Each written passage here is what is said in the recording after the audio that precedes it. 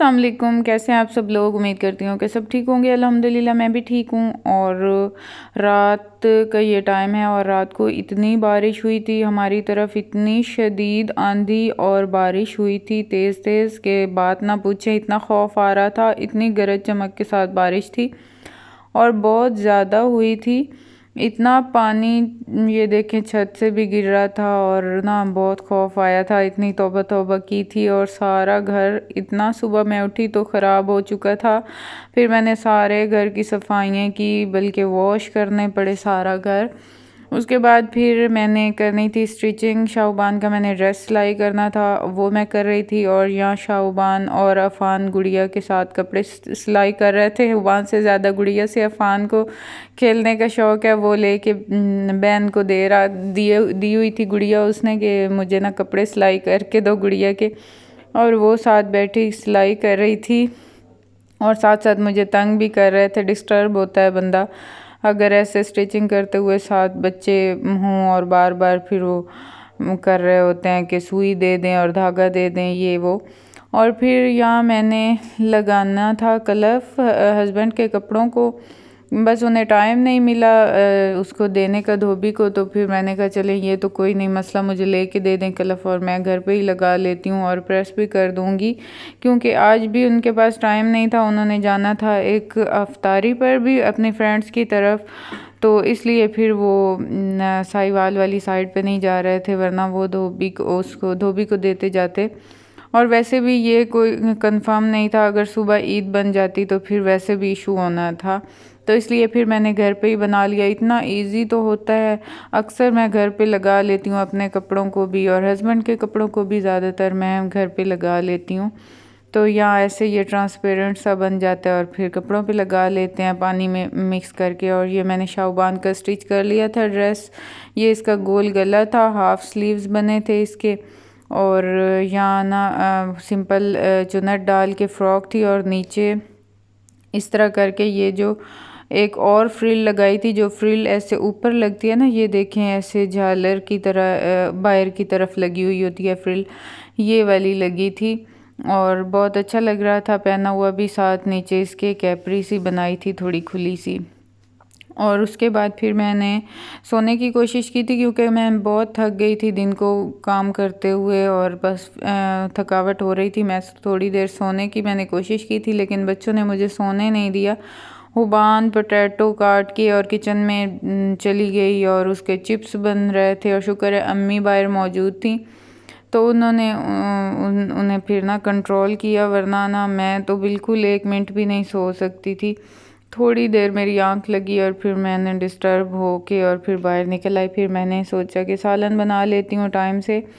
तो सब्ज़ी में थे करेले, तो दाल मैं सोने से पहले भिगो दी थी और वो थोड़ी सी नरम हो गई थी दाल। और करेले बनाए थे पहले। हमारा इरादा था कि दाल और कद्दू बनाएंगे, लेकिन कद्दू हमें यहाँ गांव की शॉप से वो बहुत ना सूखे पड़े थे और बासी थे, काफ़ी दिनों के थे, इसलिए फिर हमने प्लान चेंज किया और करेले आए पड़े थे, तो हमने दाल और करेले बना लिया। और ये देखे जल्दी जल्दी में मुझसे ये गिरा और उसका मुट्ठा ही टूट गया उसका प्रेशर कुकर का। और अब ये साहिवाल भेजना पड़ेगा और दोबारा लगवाना पड़ेगा। और अब यहाँ लास्ट मोमेंट था, अफ्तारी का टाइम बिल्कुल करीब हो गया था, 1 मिनट 2 रह गए थे। और हस्बैंड मेरे आज भी घर पे नहीं थे, वो थे उनकी अफ्तारी थी कहीं, वो वहाँ गए हुए थे। और बाकी आज हम लोग ही थे। अब्बू मेरे आ गए थे, ईद की छुट्टियाँ हो गई हैं ना सबको, तो फिर सारे आ गए थे ईद की वजह से। अब शायद सुबह आई थिंक बन तो नहीं रही, लेकिन मेरा बहुत दिल था कि सुबह बन जाती ईद, क्योंकि आज तो बहुत ही थकावट मुझे फ़ील हुई है और मेरा बिल्कुल नहीं था कि सुबह रोज़ा बने। लेकिन खैर अल्लाह के कामों में तो नहीं है ना, इंशाअल्लाह अगर बन गया रोज़ा तो मैं रखूँगी ज़रूर। और वैसे ज़रूर इंतज़ार है कि 12 बजे भी चाँद नज़र आए तो आ जाए, देखते हैं अब 12 बजे तक। और फिर ना मेरा बहुत दिल था कि मैं मेहंदी भी लगवाऊं। फिर मैं आई हूँ अपनी सिस्टर के घर और मैंने कहा कि मैं इनसे मेहंदी लगवाती हूँ। हमारा इरादा था कि हम यहाँ ना एक लड़की लगाती है हमारे गांव में, उसे बुलवाएंगे और वो हमें लगा देगी। लेकिन ना एक तो चाँद भी नज़र नहीं आया और दूसरा लेट भी हो गई थी। तो फिर मैंने सोचा कि अब इस टाइम मेरे फ्री होते होते और नमाज़ पढ़ते तक लेट हो जाती है काफ़ी। तो फिर मैंने सोचा अब क्या मैं उसको बुलाऊं, अब अगर कल चांद रात है तो फिर कल उसे बुला लेंगे। लेकिन फिर मैं आ गई थी तो मैंने अपनी सिस्टर की मिन्नतें की कि एक हाथ पे मुझे लगा दो मेहंदी। तो वो यहाँ ना मुझे एक हाथ पे लगा रही है और अमार इतना डिस्टर्ब कर रहा है। अमार अभी तक नहीं सोया था, काफ़ी देर हो गई थी, 10 बज गए थे और ये अभी तक उठा हुआ था। इसे बिल्कुल नींद नहीं आ रही थी और ये ना हमारी कोन बार बार मेहंदी खींच लेता था। 2 कोन थी, एक ये खींच के ले जाता था, फिर हम दूसरी उठा लेते थे, फिर वो ले जाता था, फिर हम पहले वाली उठा देते थे। इतनी मुश्किल हमने मेहंदी लगाई। थोड़ी सी मैंने कहा यही फिंगर प्रिंट्स बना दें, ये ऊपर जो उंगलियों के बनते हैं यही बना दें, बाकी फिर ना कल उस लड़की को बुला के और उससे बनवा लेंगे। तो मेरी सिस्टर भी अमार के तंग होने की वजह से ना, तंग करने की वजह से इतना वो जलील हुई। उसने बड़ी मुश्किल से मुझे 4 उंगलियों पे तो लगाई और लास्ट वाली उंगली पे उसने ऐसे ही फूल ऊपर लिख दिया। तो इतनी मुझे हंसी आई। मैंने कहा चलो कोई नहीं, इस पे फिर कल लगवा लेंगे, अब जितनी लगा सकती हो लगा लो। ये देखें, ये बार बार कौन खींच लेता था और फिर रोता था अगर उसे ना देते, नहीं देते थे तो। और हुबान और हुरैन ने तो नहीं खैर लगाई थी, लेकिन हुबान ने दिन को ही लगवा ली थी मेहंदी। एक हाथ पे तो उसने लगा ली थी। मैंने बहुत उसे कहा था कि जब चांद रात होगी ना तो हम दोनों माँ बेटी मिल के लगवाएंगे, लेकिन बच्ची है ना, फिर उसने दूसरी बच्चियों को देखा लगाते हुए तो उसका भी दिल किया, फिर उसने एक हाथ पे लगा ली थी और बहुत प्यारी लगवा के आई थी। उसी लड़की से लगवा के आई थी जिससे मैंने कल लगवानी है।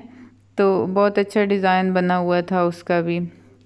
और यहाँ ना मेरे ये लग रही थी और ना मुझे ऊपर से नींद भी बहुत आ रही थी और थकान भी काफ़ी फ़ील हो रही थी।